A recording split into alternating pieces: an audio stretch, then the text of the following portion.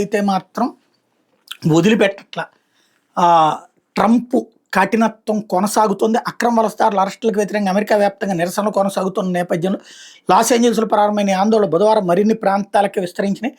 మరోవైపు ఆ నగరంలో కర్ఫ్యూ కొనసాగుతుంది. 400 మంది ఆందోళనకారులు పోలీసులు అదుపులో తీసుకున్నారు. అక్రమ వలసదారులు, వలస సేవలు, సుంకాల అమలు విభాగం ఐస్ అధికారులు నిర్బంధిస్తున్నప్పుడు నిరసనగా ప్రజలు ఆందోళనకు పిలుపునిచ్చిన సంగతి తెలిసిందే. గత శనివారం నుంచి ఇప్పటిదాకా లాస్ ఏంజల్స్లో 400 మంది ఆందోళనకారులను పోలీసులు అరెస్ట్ చేశారు. వీళ్ళలో కర్ఫ్యూ నిబంధనలు ఉల్లంఘించిన 20 మంది ఉన్నారు. డౌన్ టౌన్లో కర్ఫ్యూ కొనసాగుతుంది. మిగిలిన ప్రాంతాల్లో అల్లర్లు సద్దుమణిగినాయి. Dallas, Austin, Chicago, New York, Seattle, San Antonio, Philadelphia, San Francisco, Denver, Spokane నగరాల్లో ఆందోళన జరిగాయి. అయితే ఎక్కడా వాంఛనీయ ఘటనలు జరగలేదు. న్యూయార్క్లో 86 మంది ఆందోళనకారులు పోలీసులు అరెస్ట్ చేశారు.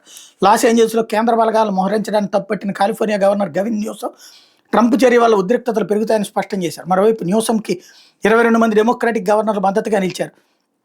నేషనల్ గార్డులు, మెరీన్లను దించడం అధికారుల ఉల్లంఘనేనని అభిప్రాయపడ్డారు. కాలిఫోర్నియా మీద ట్రంప్ యుద్ధం ప్రకటించారని మండిపడ్డారు. కేంద్ర బలగాలను మోహరించడాన్ని ఆపాలని లాస్ ఏంజల్స్ ప్రాంతంలోని పలువురు మేయర్లు డిమాండ్ చేశారు.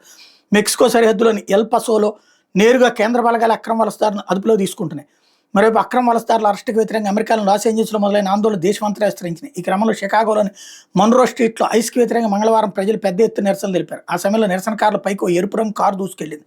ఈ ఘటనలో ఓ మహిళకు తీవ్ర గాయాలయ్యాయి. అప్రమత్తమైన అధికారులు బాధిత మహిళను ఆసుపత్రికి తరలించి చికిత్స అందించారు. స్థానిక పోలీసులు దీని మీద విచారణ జరుపుతున్నారు.